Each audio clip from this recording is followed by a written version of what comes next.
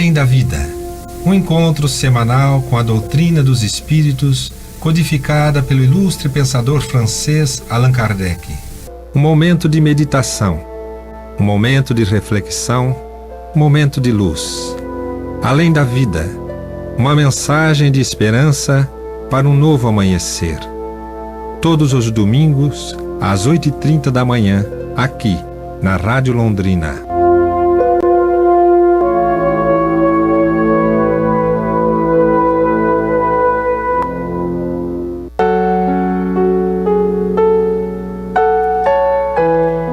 Bom dia, prezados ouvintes. É uma alegria mais uma vez estarmos aqui, falando um pouquinho, da doutrina espírita, dos ensinamentos de Jesus. Estamos aqui então com o Antônio Marcos, com a Michela, e vamos passar então para que eles possam fazer a sua saudação. Antônio. Bom dia, Terezinha, bom dia, Michela, bom dia, Cacá, bom dia, meus queridos ouvintes. Estamos mais uma vez aqui na nossa querida Rádio Londrina, buscando aprender um pouco mais sobre as letras do Evangelho com a luz da doutrina espírita e podermos juntos estarmos unidos em pensamento, buscando essa evolução, estando cada vez mais firmes nesses ensinamentos na nossa vida, melhorando o nosso dia a dia. Bom dia, Michela. Bom dia a todos. Bom dia, povo de Deus. Que Jesus hoje esteja a luz nos seus lares, para que abra o coração para o pão de cada dia, para essa linda e maravilhosa missão de todos os domingos, que a gente transforme o nosso coração e que tenhamos hoje um abençoado dia. Como fazemos então todos os domingos e todos os programas, nós vamos passar para o momento espírita, que vai nos falar hoje em relação ao próximo.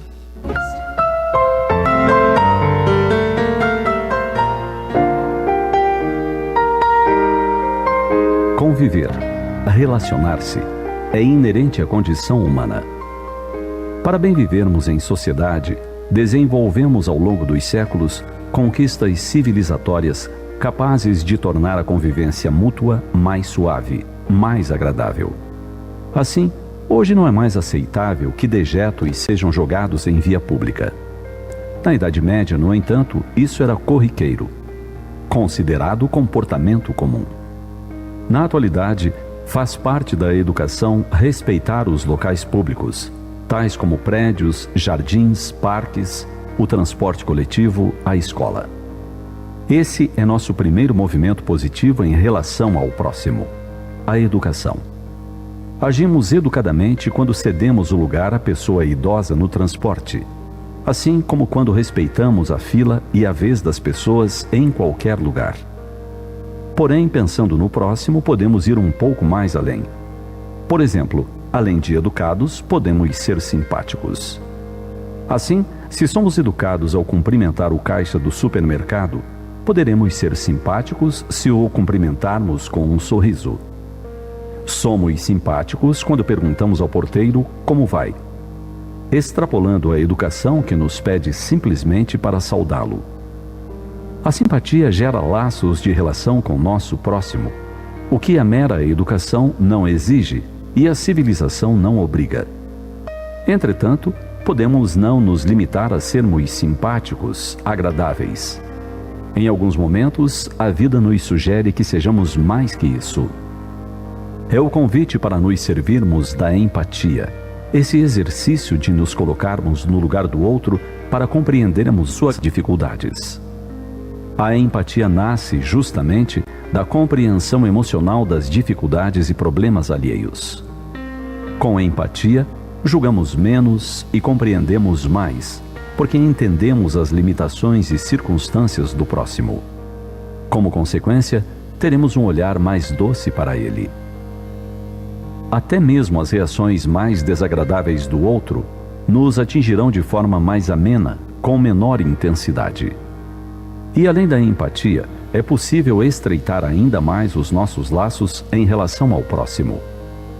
Nesse sentido, o movimento mais nobre que podemos exercitar é o da compaixão. Se a empatia é a compreensão, a compaixão é a ação. Tomados de compaixão, somos capazes de extrapolar nossos interesses a fim de agir em benefício do outro, sem nenhum ganho pessoal.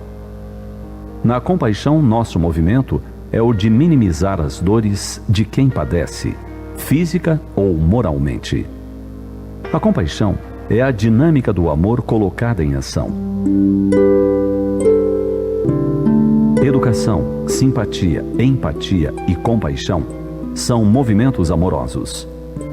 Ao exercitá-los, lembremos que há sempre um patamar acima onde podemos avançar nas conquistas íntimas de nossa alma. Se somos educados, adicionemos ao nosso comportamento a simpatia. Se a simpatia já é nossa conquista, avancemos pelos degraus da empatia. Se já compreendemos o outro nas suas dificuldades, avancemos tentando minimizá-las, tomados de compaixão. Dessa forma, a pouco e pouco, avançaremos no grande desafio que nos propõe Jesus, de amar ao próximo como a nós mesmos.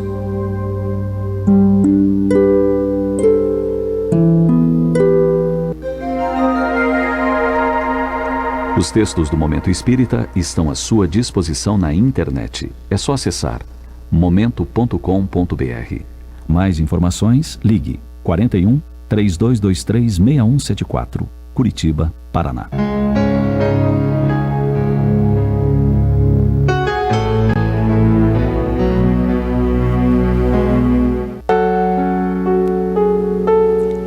Tá aí a mensagem então do Momento Espírita.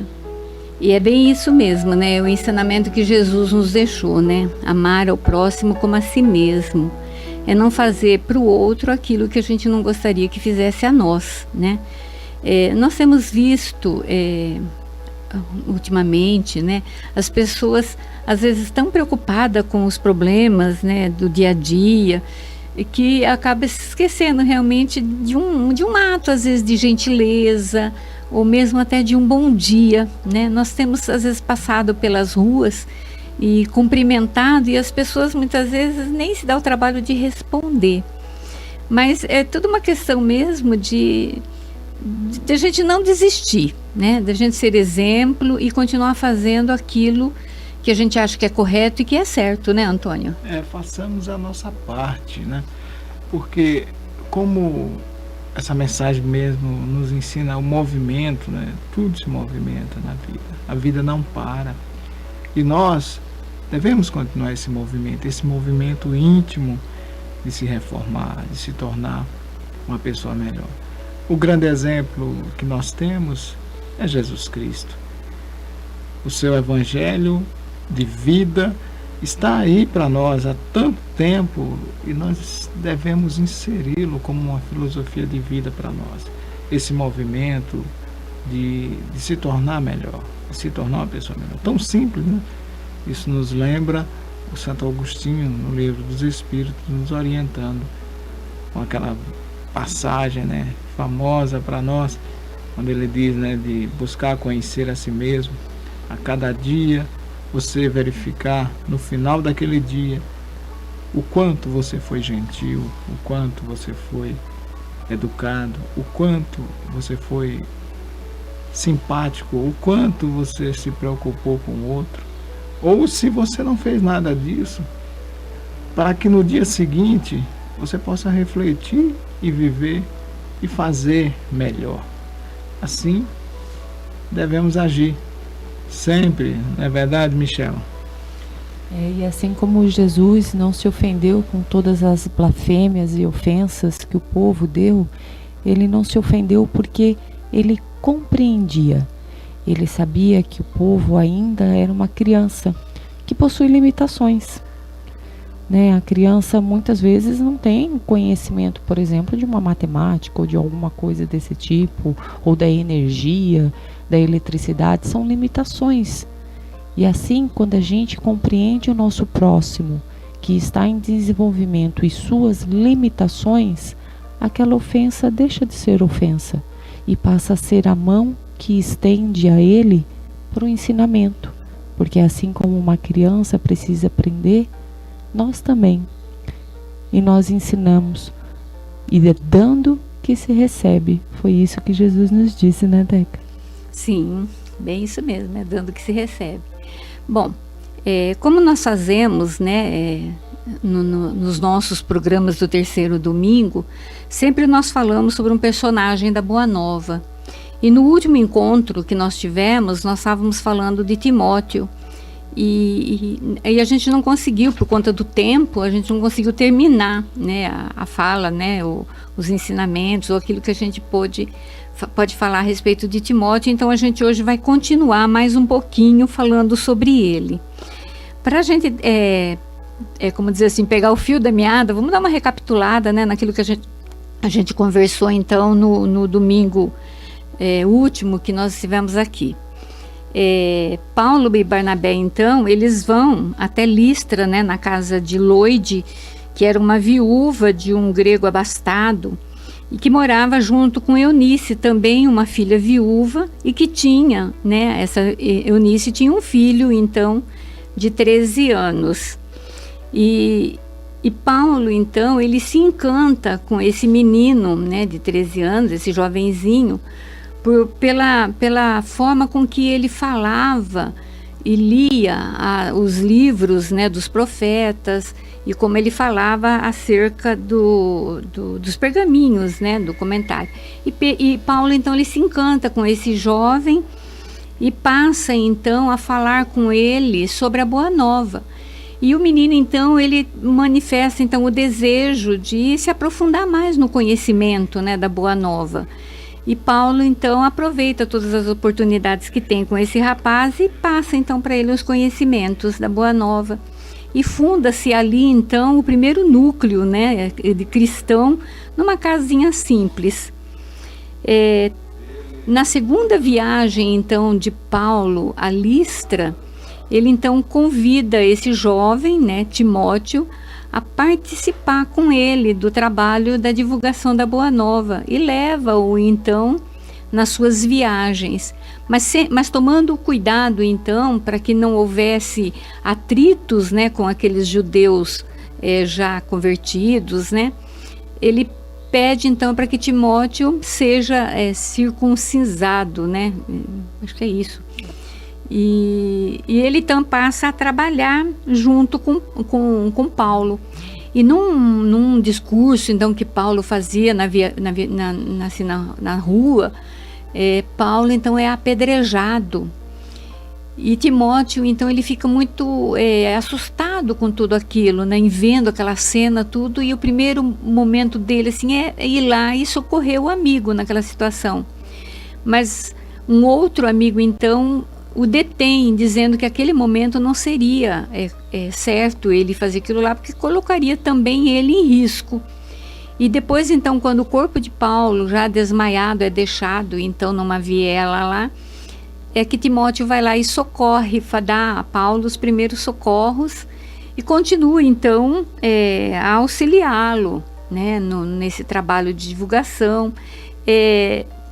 Quando numa viagem também de Paulo à Macedônia, no meio do caminho, então, eles se separam e Timóteo vai com Lucas para outro lugar, pregar em outro lugar, e Paulo continua essa viagem.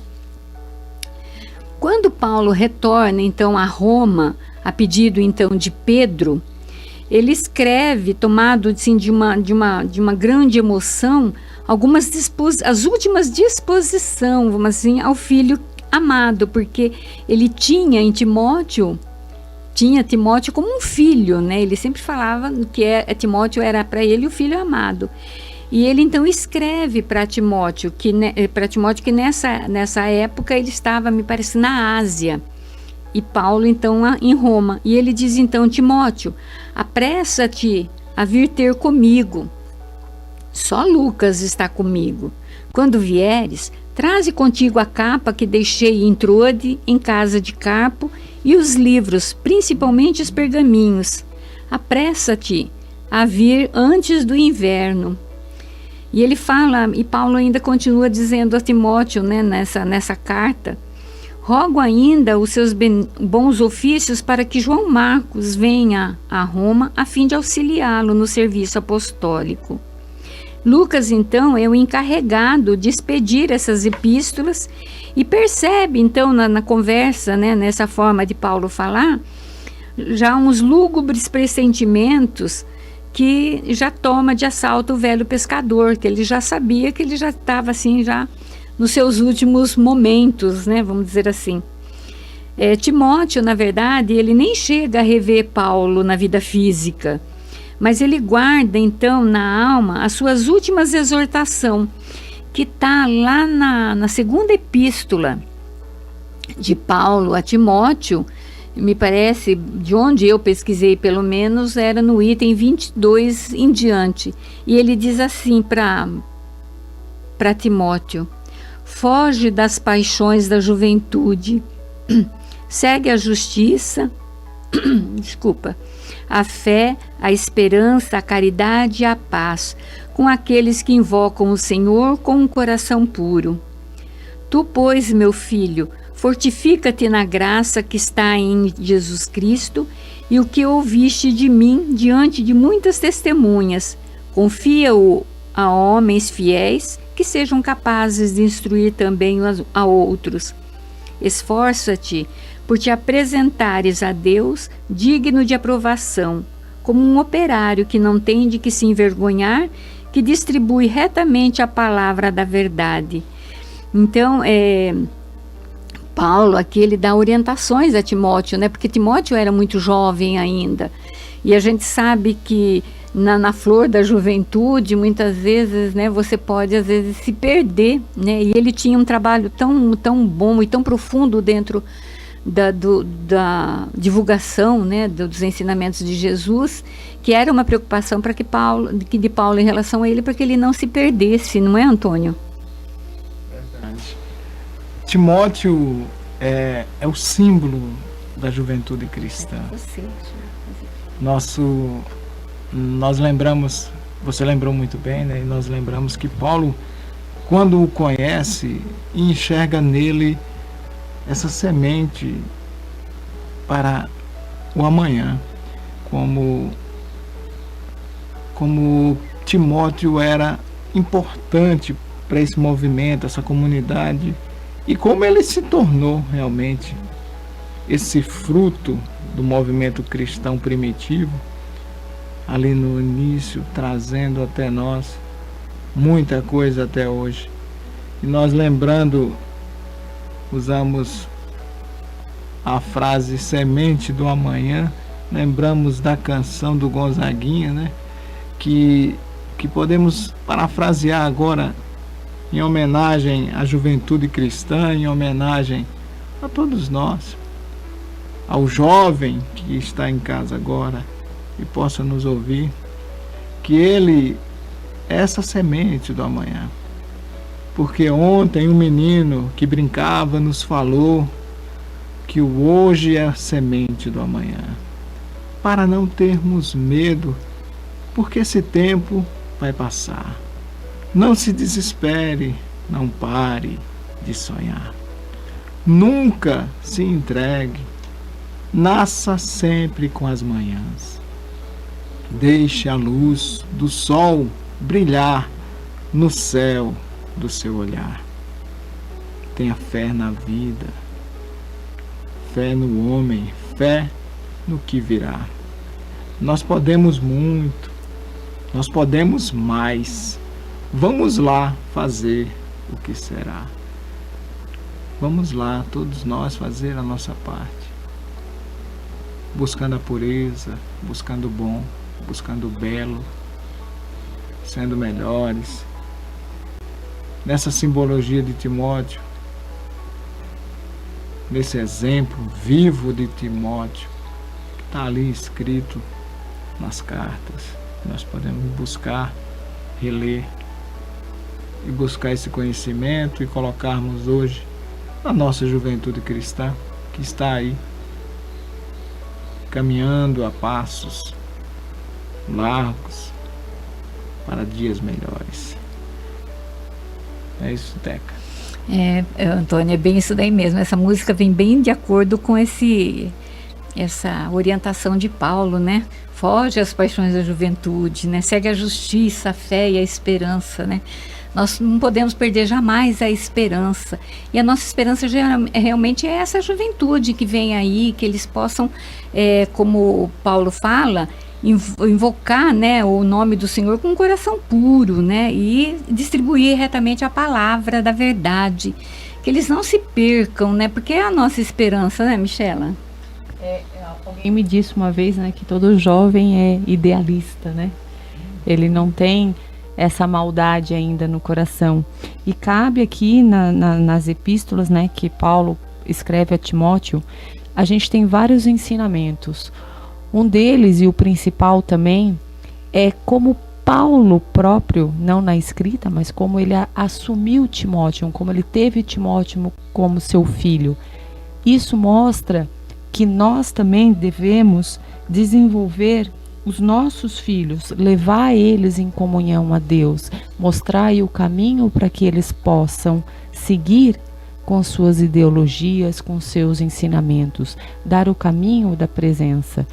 Timóteo, ele tinha, como a Teca falou, né, aquela ânsia de saber, né, aquele querer estudar, querer aprender.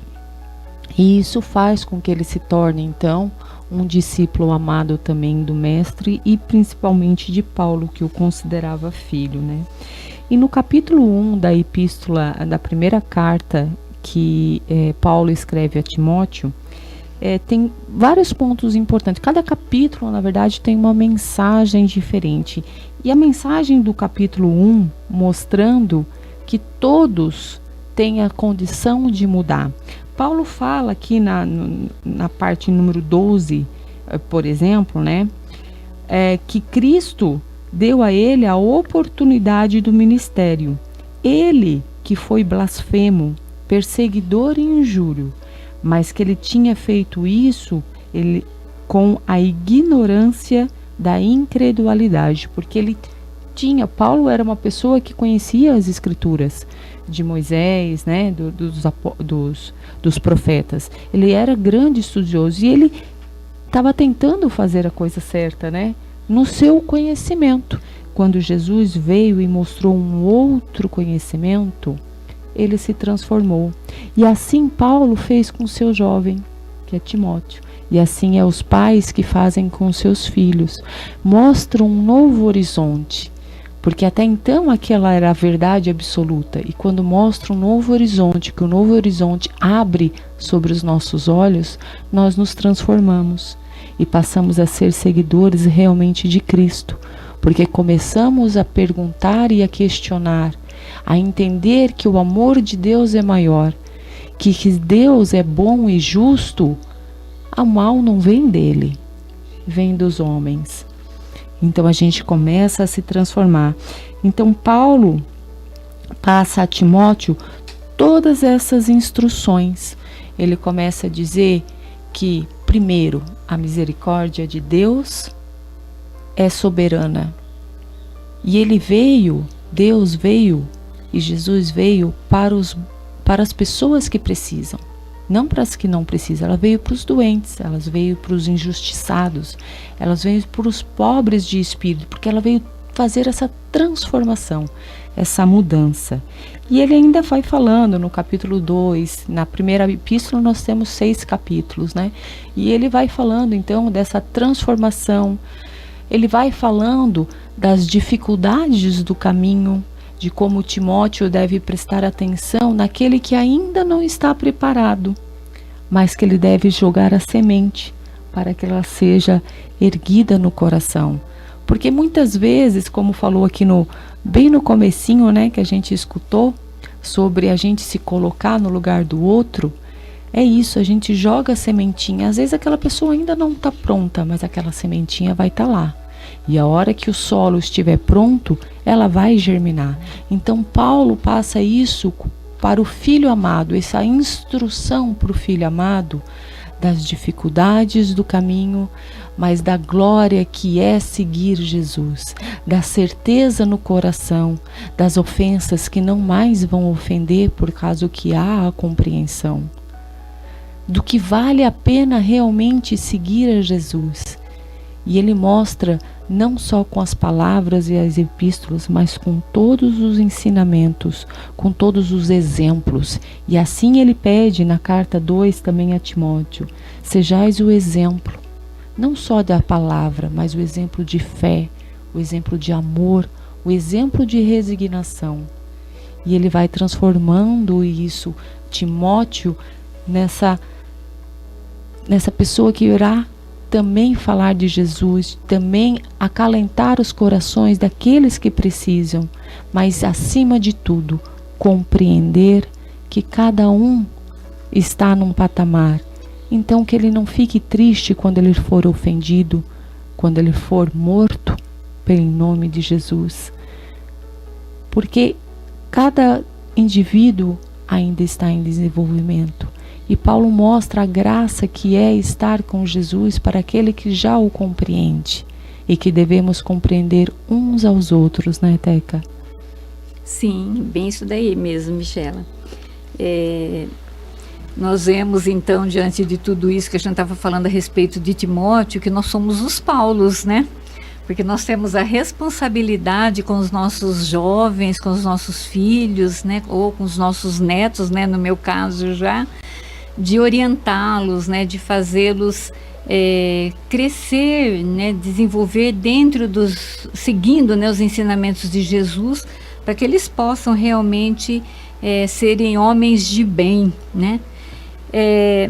A gente vai agora entrar então no livro que nós estamos estudando, né, todos os terceiros domingos, que é Vida e Ato dos Apóstolos, né, de Caibar Schutel. E hoje então nós vamos falar a respeito dos milagres e as curas e a prisão dos apóstolos. E o texto diz assim: e faziam-se muitos milagres e prodígios entre o povo pelas mãos dos apóstolos. E todos estavam de comum acordo no pórtico de Salomão. Dos outros, porém, nenhum ousava juntar-se a eles, mas o povo os engrandecia. E cada vez mais se agregavam crentes ao Senhor, homens e mulheres em grande número, a ponto de levarem os enfermos até pelas ruas e os porem em leitos e enxergões, para que ao passar Pedro, ao menos a sua sombra cobrisse algum deles.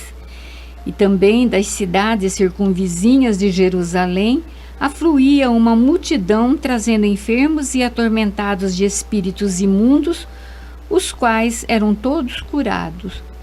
Levantando-se, porém, o sumo sacerdote e todos os que estavam com ele, que eram da seita dos saduceus, né, os saduceus, a gente sabe que eles não acreditavam, né, na imortalidade da alma, nem na ressurreição, nem nos anjos bons, nem maus. Eles criam em Deus, mas eles não esperavam nada após a morte, né? Eles eram os verdadeiros materialistas, né? Então encheram-se de inveja, prenderam os apóstolos e os recolheram à prisão pública.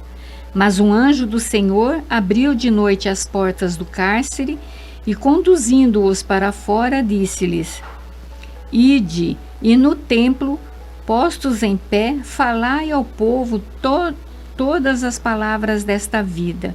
E, tendo ouvido isso, entraram ao amanhecer no templo e ensinavam. Mas, comparecendo o sumo sacerdote e os que com ele estavam, convocaram o sinédrio e todo o senado dos filhos de Israel e enviaram os oficiais ao cárcere para trazê-los. Mas os oficiais que lá foram não os acharam no cárcere. E, tendo voltado, relataram: achamos o cárcere fechado com toda a segurança e os guardas às portas, mas abrindo-as, a ninguém achamos dentro. E quando o capitão do templo e os principais sacerdotes ouviram estas palavras, ficaram perplexos a respeito deles e do que viria a ser isso. E chegou alguém e anunciou-lhe: eis que os homens que metestes no cárcere estão no templo, postos em pé e ensinando o povo. Nisto, foi o capitão e os oficiais e os trouxeram sem violência, porque temiam ser apedrejados pelo povo. E tendo-os trazidos, os apresentaram no sinédrio, e o sumo sacerdote interrogou-os dizendo: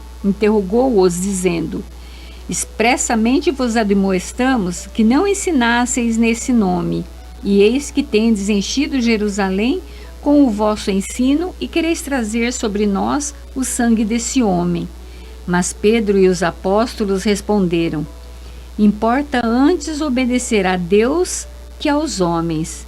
O Deus de nossos pais ressuscitou a Jesus, que vós matastes, pendurando-o num madeiro. A ele elevou Deus com a sua destra a príncipe e salvador, para dar arrependimento a Israel e remissão de pecados.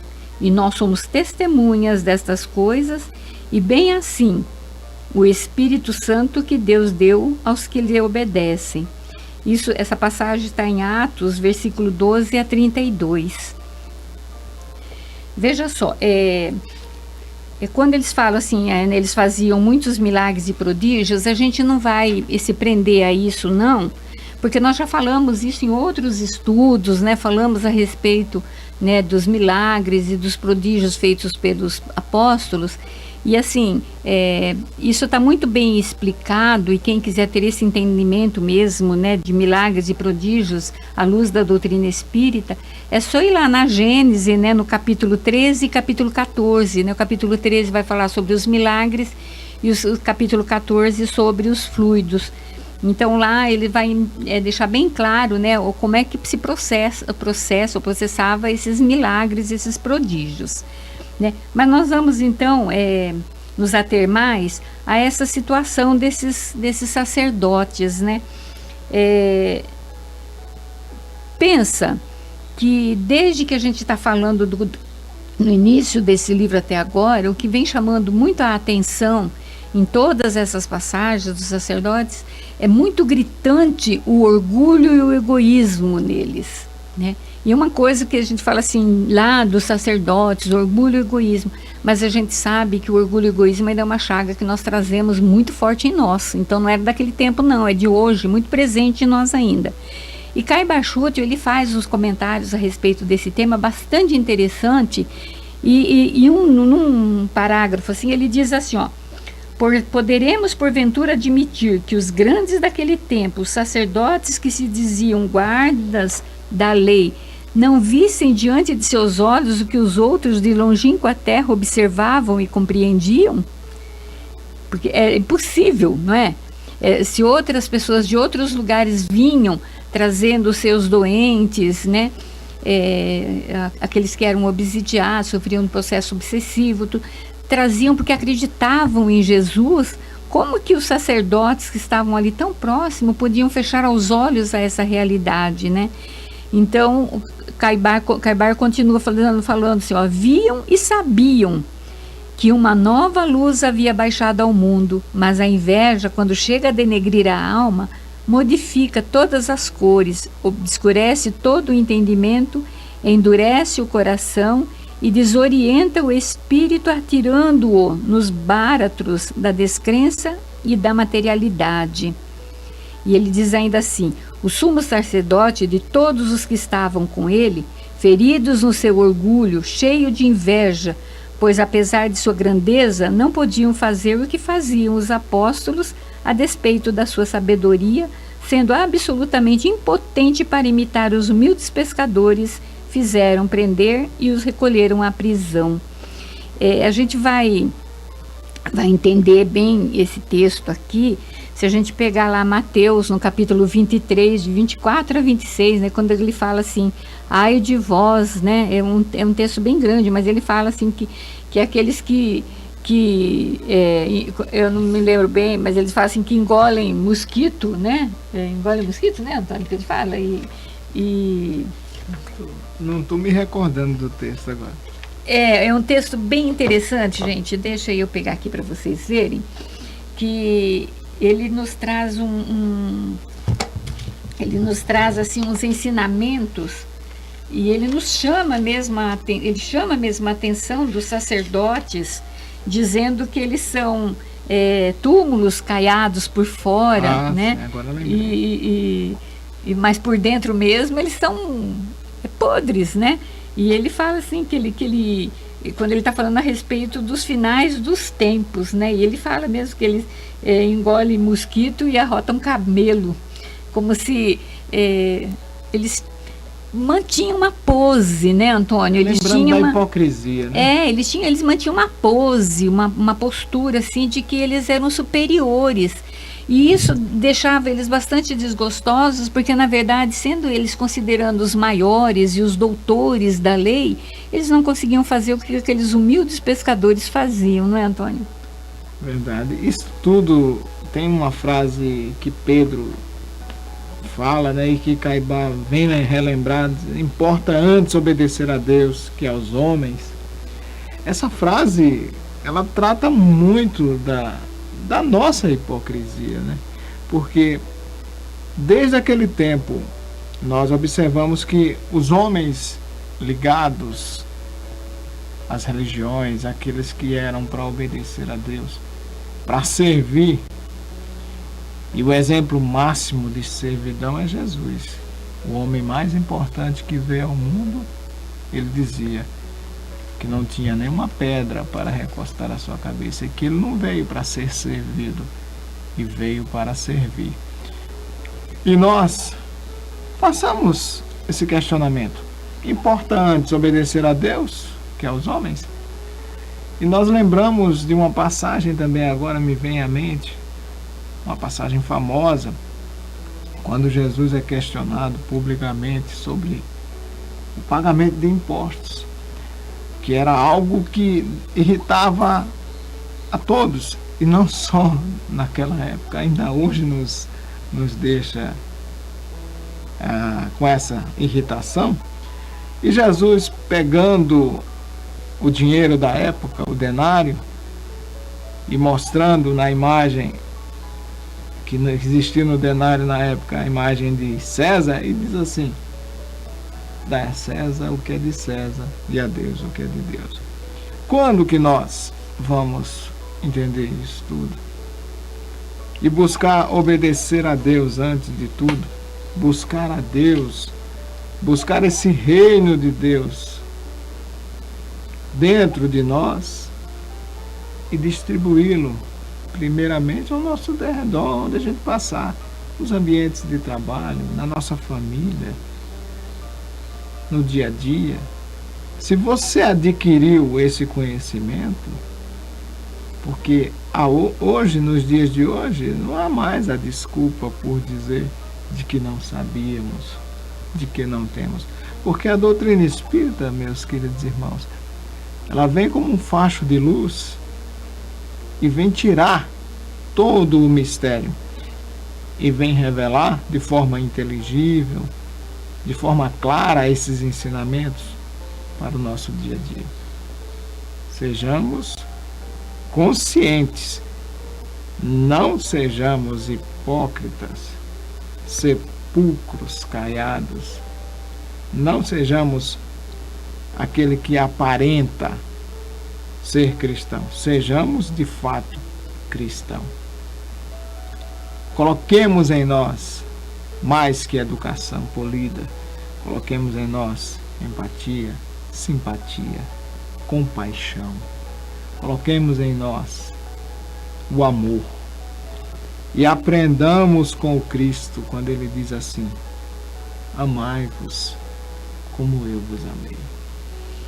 Verdade, Antônio. Você concluiu? E o interessante é que, assim, vendo esse texto e esses sumos sacerdotes, nos remete, então, ao capítulo 21, né, do Evangelho, onde ele fala: haverá falsos cristos e falsos profetas, né? E na instrução dos espíritos, lá, o Espírito Luiz, então, ele vem nos trazer uma observação bastante interessante, que eu gostaria de ler aqui para vocês, e daí passarei para a Michela. Diz assim: é assim, meu irmão, que deveis julgar, são as obras que deveis examinar. Olha só, os nossos pescadores humildes, eles seguiam os ensinamentos de Jesus, mas realizando, eles faziam as suas obras, né? Se os que se dizem investidos de poder divino revelam sinais de uma missão de natureza elevada, isto é, se possuem no mais alto grau as virtudes cristãs e eterna, a caridade, o amor, a indulgência, a bondade que concilia os corações, se em apoio das palavras apresentam os atos, podereis então dizer: estes são realmente enviados de Deus. Desconfiai, porém, das palavras melífluas, desconfiai dos escribas e dos fariseus que oram nas praças públicas, vestidos de longa túnica. Desconfiai dos que pretendem ter o monopólio da verdade. Eles tinham conhecimento, os sacerdotes, eles tinham muito conhecimento. Eles sabiam, eles eram doutores da lei, mas eles não tinham obras, eles não tinham ação. E aí ele continua, o Espírito José continua dizendo assim: não, o Cristo não está entre esses, porquanto os que ele envia para propagar a sua santa doutrina e regenerar o seu povo serão, acima de tudo, seguindo-lhe os exemplos brandos e humildes de coração.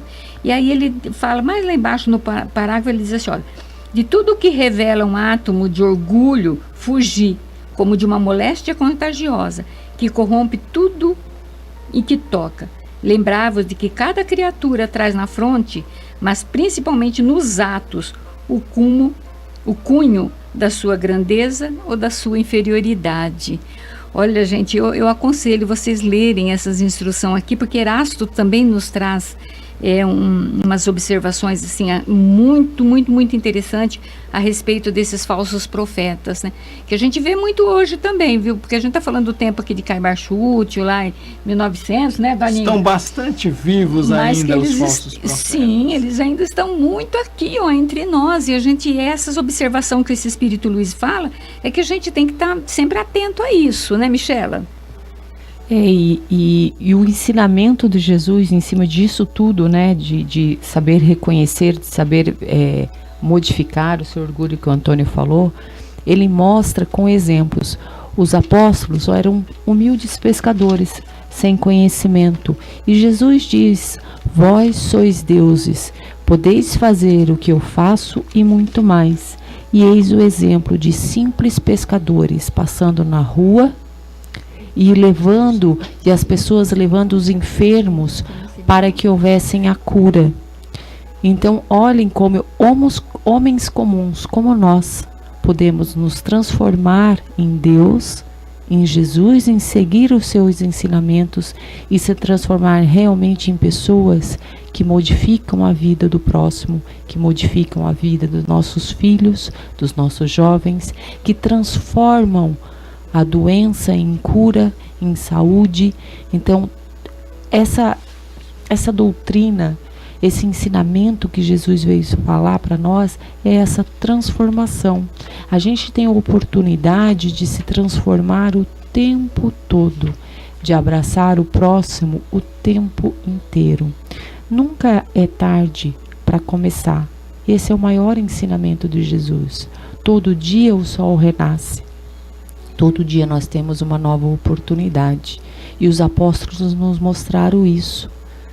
Que eles também curavam tanto quanto Jesus. Eles eram igual a Jesus? Não, não eram.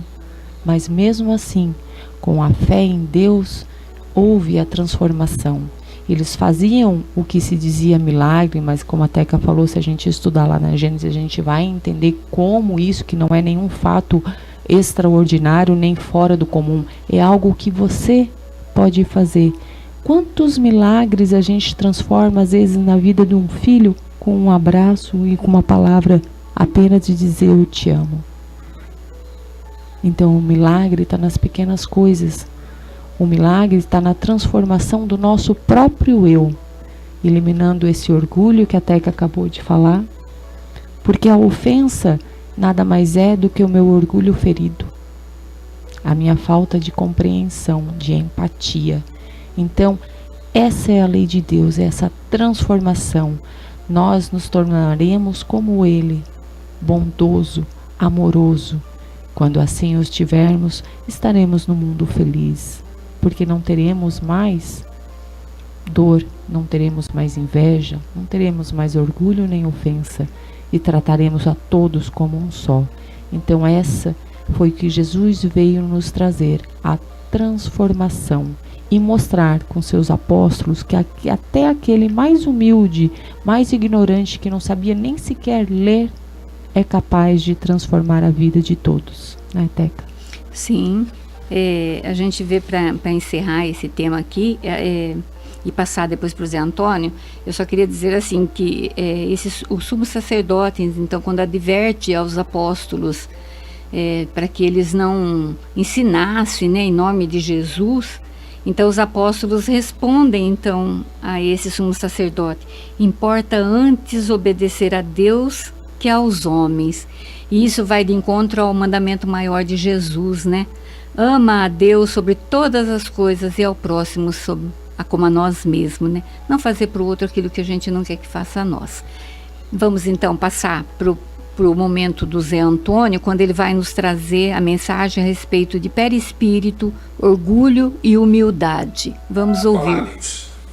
O tema de hoje, para a nossa reflexão, pode até parecer estranho. Perispírito, orgulho e humildade. O que tem que ver a lei moral com as leis físicas da ciência espírita? Tudo. Allan Kardec não disse que a verdadeira religião seria aquela que poderia encarar a ciência face a face em qualquer época da humanidade? Ainda mais a ciência espírita, trazida pelos espíritos superiores. A mensagem orgulho e humildade, uma mensagem linda de Lacordaire, no ano de 1863, está exarada, registrada em O Evangelho segundo o Espiritismo, no seu capítulo 7, no item 11. Eu vou deixar de tarefa de casa para vocês lerem, porque eu não vou analisar, eu vou analisar a humildade, vai ser de trás para frente, eu vou analisar a humildade, vou analisar o orgulho, e nós vamos falar do corpo espiritual ligado a essas duas emoções, essas duas sensações que nós, seres, almas humanas, trazemos com muita frequência, que devemos alcançar, do que devemos nos afastar, e o perispírito no meio registrando como um aparelho. Tudo isso nós vamos entender o significado então dessa reflexão. Vamos começar pela humildade. Para falar de humildade, eu separei um trechinho aqui que eu achei que todos que conhecem a doutrina espírita vão se recordar. Livro Nosso Solar, André Luiz Numbral. 8 anos de padecimentos, sentindo fome, sentindo sede, sentindo aqueles aspectos da vida se dinamizando, barba crescendo, cabelos estranhos. Era uma verdadeira alma penada, segundo ele mesmo descreve. Se nós olharmos no Evangelho de Jesus, seria um espírito imundo, porque vivia deitado na lama para tentar absorver aquelas gotas de água para matar a sede no meio daquele umbral difícil, até que, diz André assim: e quando as energias me faltaram de todo, quando me sentia absolutamente colado ao lodo da terra, sem forças para reerguer-me, pedi ao Supremo Autor da natureza me estendesse mãos paternais em tão amargurosa emergência. Demorou 8 anos para ele chegar no estágio da oração. Quanto tempo durou a rogativa, diz André? Quantas horas consagrei a súplica de mãos postas, imitando a criança aflita? Apenas sei que a chuva das lágrimas me lavou o rosto, que todos os meus sentimentos se concentraram na prece dolorosa. Estaria então completamente esquecido?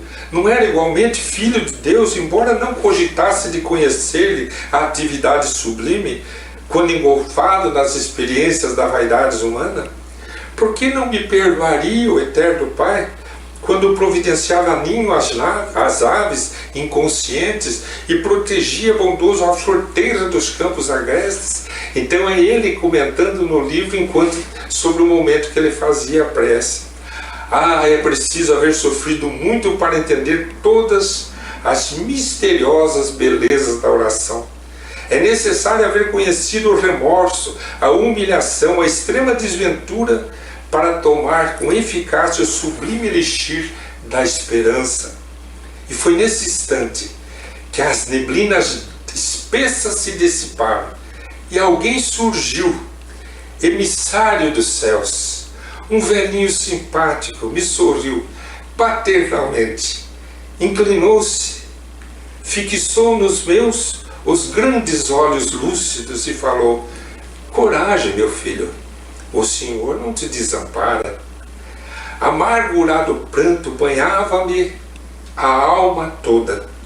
Emocionado, quis traduzir meu júbilo, comentar a consolação que me chegava, mas reunindo todas as forças que me restavam, pude apenas inquirir: quem sois, generoso emissário de Deus?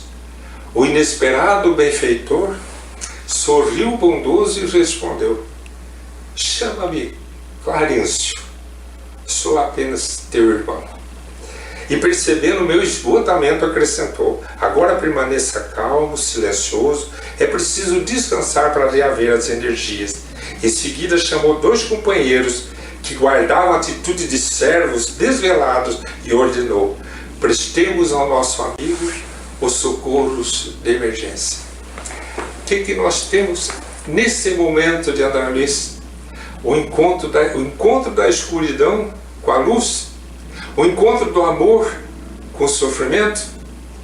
O amor não é muito superior, não tinha que ter orgulho disso.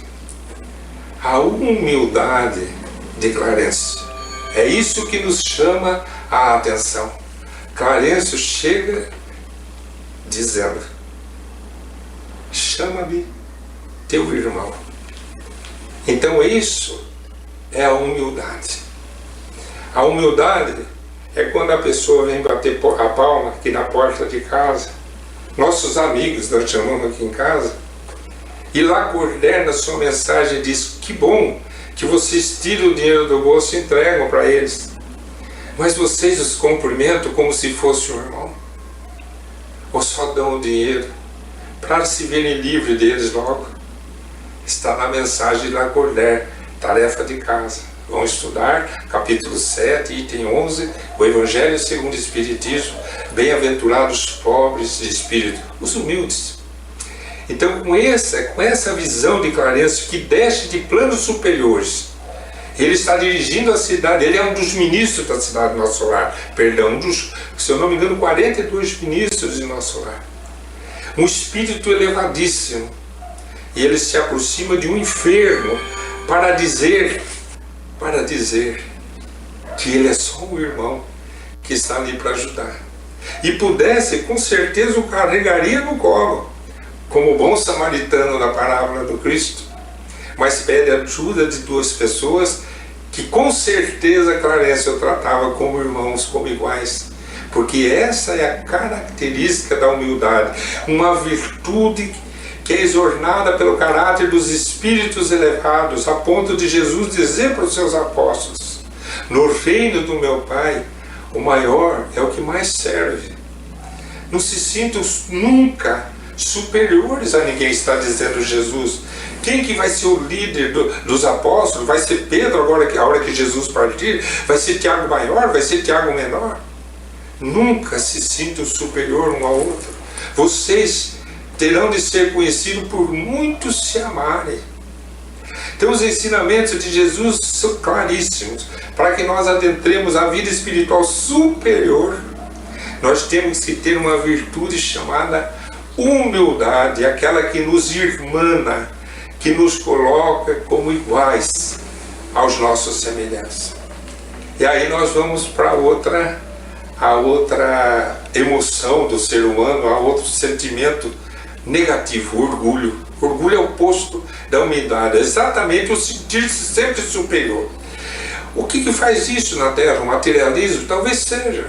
Porque quando a gente tem posses, a gente acha que a gente é mais poderoso que os outros, então a gente se sente superior. Uma vez Euríclides Formiga veio fazer uma palestra em Jaguapitã, convite do seu Hugo, e ele conta uma história sobre isso, de duas pessoas de terno que chegam para fiscalizar uma empresa lá no Nordeste, e um menininho muito humilde está lá cuidando da empresa porque os patrões saíram para almoçar, e eles chegam, querem o documento, e ele não pode dar sem autorização. Aí ele olha para o terno dos dois e fala: vocês são doutores? Então pode examinar, como se eles fossem muito importantes, só porque estão num cargo importante, porque estão vestidos com terno. E não seria aquele jovem superior moralmente àqueles dois? Então a visão muda. Quando nós fazíamos curso de regressão de memória em São Paulo, nós tivemos um aprendizado muito curioso, interessante, que nos chamou a atenção de uma professora de universidade lá em São Paulo, em que ela se aproxima com o paciente. Nós, como alunos, a dirigente coordenando o processo, faz a entrevista, e ela chega com aquela arrogância, dizendo assim: eu tenho certeza que eu fui alguém muito importante da história da humanidade, se não uma rainha. Então eu vim aqui para fazer regressão. Isso não é o objetivo da regressão. Eu vim aqui para fazer regressão, para confirmar, não. A regressão de memória, como terapia, visa libertar as pessoas dos seus sofrimentos. Então você tem que trazer um sofrimento para nós vermos se isso é possível a gente tratar com a regressão. E tinha muita coisa.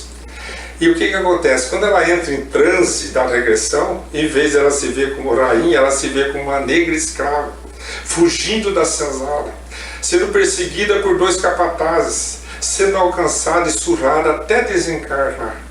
E ela desencarna. E ela assiste a sua desencarnação caída na frente de uma árvore. Ela sai do seu corpo, vestida de rainha. Ela não assimilou a vida que ela carregava por excesso de orgulho. Hoje não, hoje ela é uma outra pessoa, graças a Deus, transformada. Mas aí ela percebeu o quanto é duro ela se libertar do orgulho da rainha, a ponto de hoje, ainda como professora de uma universidade importante em São Paulo, sentir-se como se fosse a rainha, mas agora vendo que valor nenhum tem essa rainha para todos nós. Então, o orgulho é a humildade.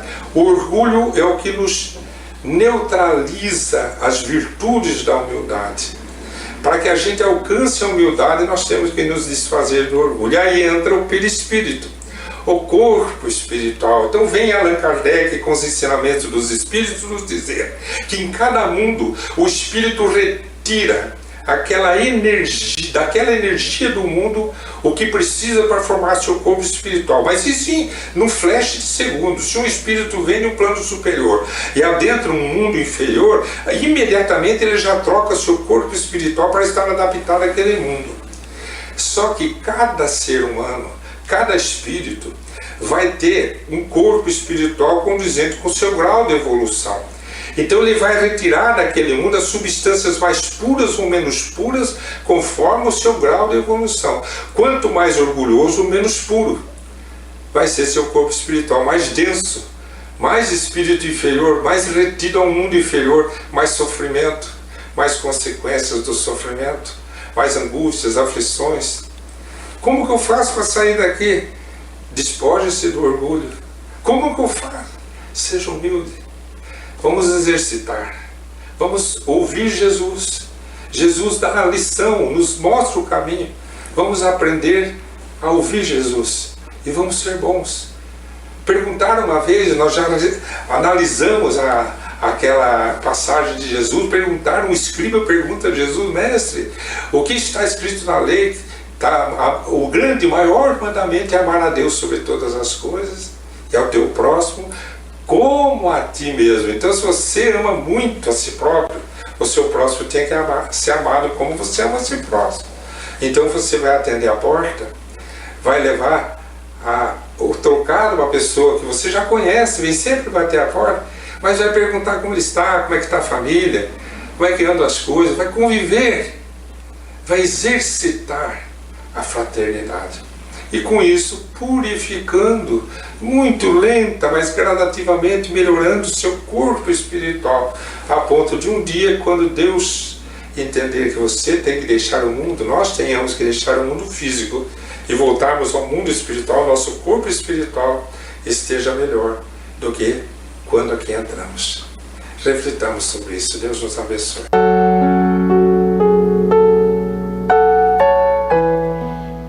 Tá aí, prezados ouvintes, né, a mensagem do Zé Antônio. E como o nosso tempo já se esgotou, a gente vai fazer aqui as nossas despedidas, né, Antônio? Verdade. E lembrando do texto do Zé Antônio, orgulho e humildade, sejamos cada vez mais humildes de coração. Um bom domingo a todos, Deus abençoe-nos.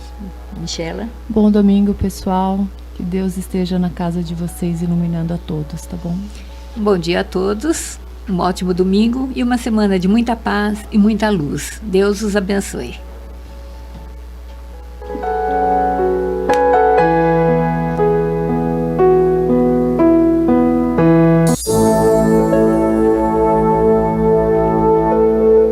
Além da Vida, um encontro semanal com a doutrina dos espíritos, codificada pelo ilustre pensador francês Allan Kardec.